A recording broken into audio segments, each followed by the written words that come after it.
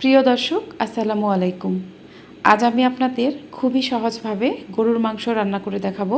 আমরা কম বেশি সবাই এই রান্নাটি করতে জানি, তবে গরুর মাংস রান্না করার একটা পারফেক্ট রেসিপি আমি আজ আপনাদের সাথে শেয়ার করব। আশা করছি আমার আজকের এই রেসিপিটি আপনাদের কাছে খুবই ভালো লাগবে। যদি ভালো লাগে তাহলে প্লিজ আমার চ্যানেলটি সাবস্ক্রাইব করে পাশে থাকা বেল আইকনটি প্রেস করে দিবেন। আর যারা এই ভিডিওটি ফেসবুক থেকে দেখছেন তারা আমার পেজটিকে লাইক ও ফলো দিয়ে রাখবেন। পারফেক্ট গরুর মাংস রান্না করার জন্য আমি এখানে 1.5 কেজি পরিমাণ গরুর মাংস নিয়েছি। মাংসগুলো আমি হাড় ও চর্বি সহ নিয়েছি। মাংসগুলোকে আমি খুব ভালোভাবে ধুয়ে এর পানি ঝরিয়ে নিয়েছি। এবার আমি এখানে কিছু পেঁয়াজ কুচি দিয়ে দিব। আমি এখানে প্রায় 1 কাপ পরিমাণ পেঁয়াজ এরকম কিউব করে কেটে নিয়েছি। এখানে আমি কিউব করে কেটে নেওয়া পেঁয়াজগুলো দিয়ে দিব। রান্নার শেষ পর্যায়ে ফোড়নের জন্য আমি এখানে কিছু পেঁয়াজ কুচি দিয়ে দিব। এরপর আমি এখানে কিছু আস্ত গরম মশলা নিয়েছি। আমি এখানে নিয়েছি 4 টুকরা দারচিনি, 6টা সবুজ এলাচ, 2টা বড় কালো এলাচ, 4টি লবঙ্গ, 10-12টা কালো গোলমরিচ, 2টা তেজপাতা। এরপর আমি এখানে একটা জায়ফলের 4 ভাগের 1 ভাগ অংশ নিয়েছি। খুবই সামান্য পরিমাণ জয়ত্রী নিয়েছি। আমি জায়ফল ও জয়ত্রী বাদে এখানে সবগুলো আস্ত গরম মশলা দিয়ে দিব।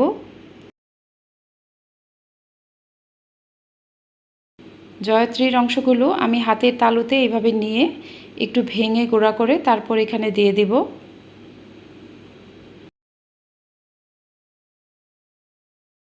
আর জায়ফলের অংশটুকু আমি একটা গ্রেটারে এইভাবে গ্রেট করে দিয়ে দিব। এবার আমি এখানে কিছু মশলা অ্যাড করব। আমি এখানে দিয়ে দিব উঁচু উঁচু করে 2 চা চামচ রসুন বাটা, উঁচু করে 1 চা চামচ আদা বাটা। এরপর দিয়ে দিব 1 চা চামচ হলুদের গুঁড়া, 2 চা চামচ মরিচের গুঁড়া। ঝালটা আপনারা নিজেদের টেস্ট অনুযায়ী দিবেন। এরপর দিয়ে দিব 1 চা চামচ ধনিয়ার গুঁড়া, 1 চা চামচ জিরার গুঁড়া ও হাফ চা চামচ পরিমাণ গরম মশলার গুঁড়া দিয়ে দিব। এরপর স্বাদ মতো লবণ অ্যাড করব। এরপর আমি এখানে হাফ কাপের থেকে একটু কম পরিমাণ সয়াবিন তেল দিয়ে দিব এবং সব কিছু খুব ভালোভাবে হাত দিয়ে এভাবে মেখে নিব। সব কিছুই ভালোভাবে মিশিয়ে নেওয়ার পর আমি এখানে কিছুটা পানি দিয়ে হাতটা ভালোভাবে ধুয়ে নিব।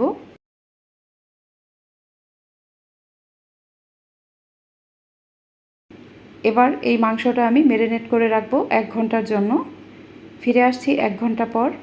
1 ঘন্টা পর আমি প্যানটা ঢাকনা দিয়ে ঢেকে দিব এবং চুলার হাই হিটে মাংসতে একটা বলক আসা পর্যন্ত অপেক্ষা করব।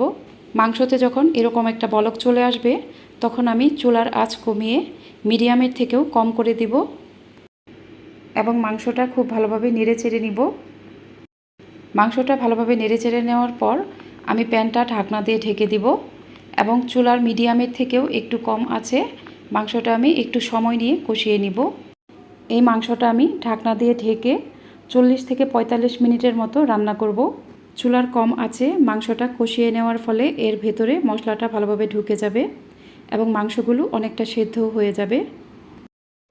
40 মিনিট পর আমি ঢাকনাটা খুলে নিলাম। মাংসটা কিন্তু অনেকটাই সেদ্ধ হয়ে গেছে এবং এর গায়ের পানিটাও একদম শুকিয়ে গেছে। মাংস থেকে যখন এরকম অনেকটা তেল বের হয়ে আসবে তখন আমি এখানে কিছুটা গরম পানি অ্যাড করব। মাংসটা কিন্তু অনেকটাই সেদ্ধ হয়ে গেছে, তাই আমি এখানে খুব বেশি গরম পানি অ্যাড করব না। আমি এখানে 1 কাপ ও আধা কাপ পরিমাণ গরম পানি অ্যাড করব। আমি খুব ভালোভাবে একটু নেড়েচেড়ে নিব। আমি এখানে আরও হাফ কাপ পরিমাণ গরম পানি অ্যাড করব।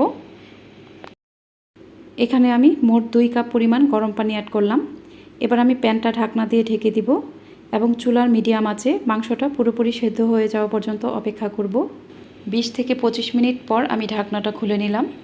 মাংসটা পুরোপুরি সেদ্ধ হয়ে গেছে। আমি এর ঝোলটা আরেকটু ঘন করে নিব। রান্নার শেষ পর্যায়ে আমি মাংসটাতে ফোড়ন দিয়ে দিব। আমি প্যানটা আবারও ঢাকনা দিয়ে ঢেকে দিব। পাশের চুলায় আমি আরও একটা প্যান বসিয়ে এখানে 1/3 কাপ পরিমাণ সয়াবিন তেল দিয়ে দিলাম। এরপর এখানে দিয়ে দিলাম একটা দারচিনি ও একটা এলাচ।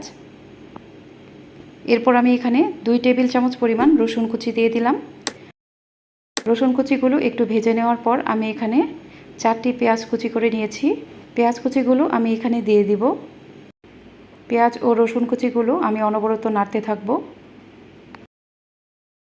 এগুলো যখন এরকম সোনালি কালার হয়ে যাবে তখন আমি প্যানটা নামিয়ে ফেলবো এবং ঢাকনাটা খুলে রান্না করা মাংসের উপর আমি ভেজে নেওয়া পেঁয়াজ ও রসুন কুচিগুলো দিয়ে দিব।